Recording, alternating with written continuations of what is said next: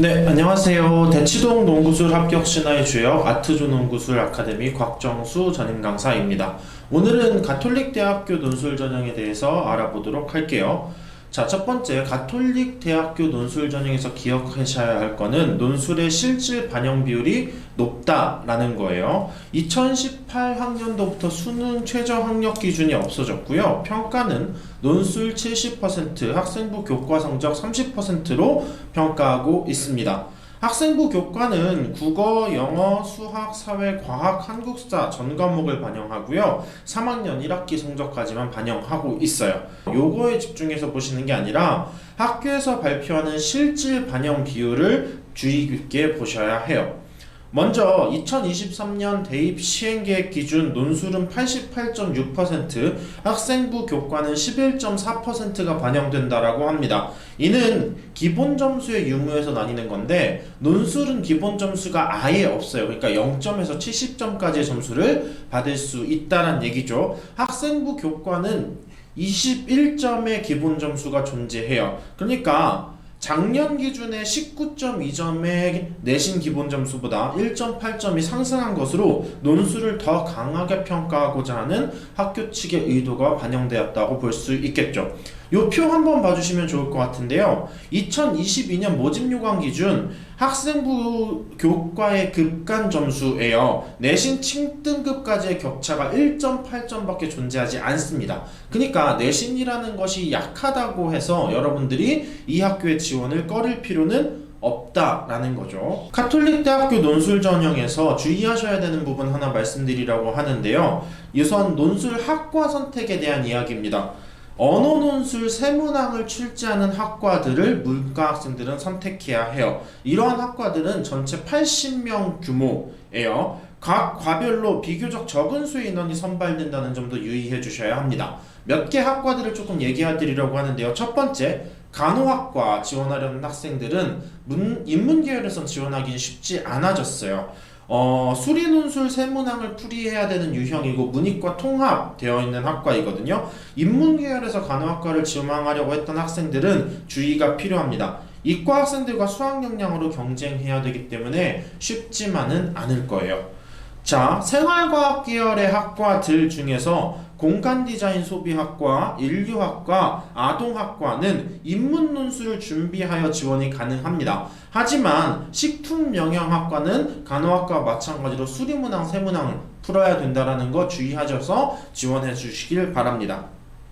한 가지 더 경쟁률 관련한 이야기를 해드리려고 하는데요. 2020년 기준 48.33대 1에서 2022학년도 32.12대 1까지 경쟁률이 꾸준히 감소하는 경향을 보이고 있어요. 문이과 통합이 되면서 문과 학생들이 간호학과 지원이 어려워졌고, 그리고 수능 전에 시험을 보는 일정, 그리고 코비드19로 인한 불안감으로 인한 것이라고 볼 수 있을 것 같은데요.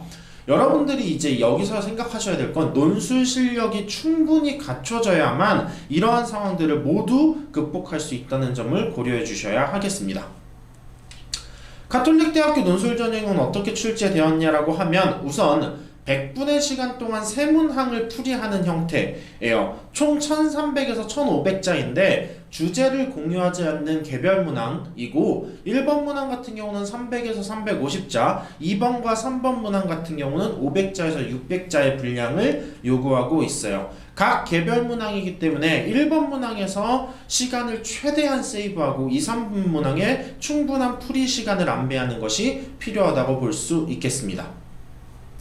두 번째 특징은 학생들의 삶과 매우 밀접한 주제를 바탕으로 무난한 수준의 난이도로 출제되고 있다는 거예요. 제시문들도 길지 않고요. 여러분들한테 익숙한 주제들이 출제가 됩니다.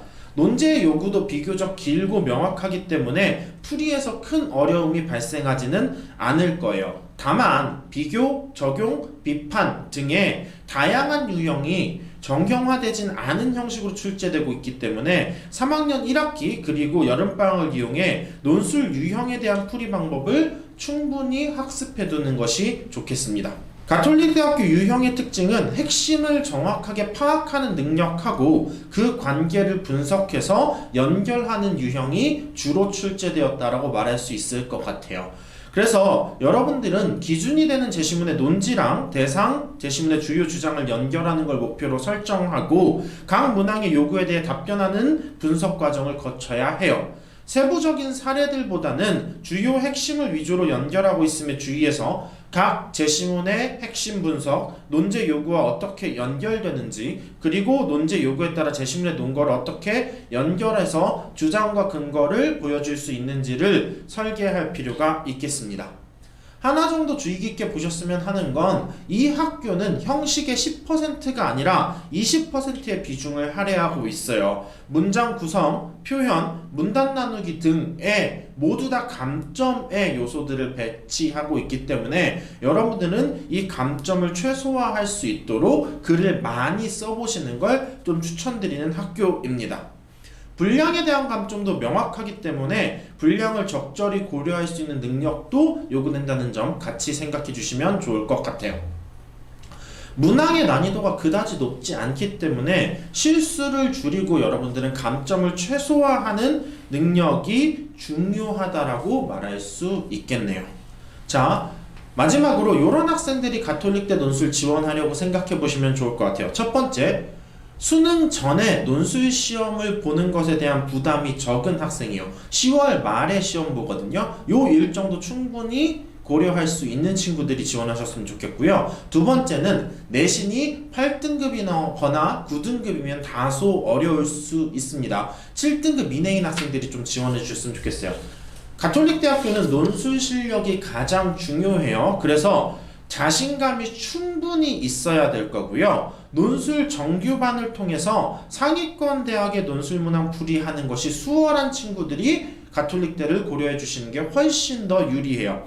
그리고 이러한 체계적인 논술 학습을 통해 문항풀이에서 핵심을 분석하고 주장과 근거를 마련하는 것에서 실수가 적은 친구들이 가톨릭대 논술 전형을 지원해서 성공할 수 있습니다.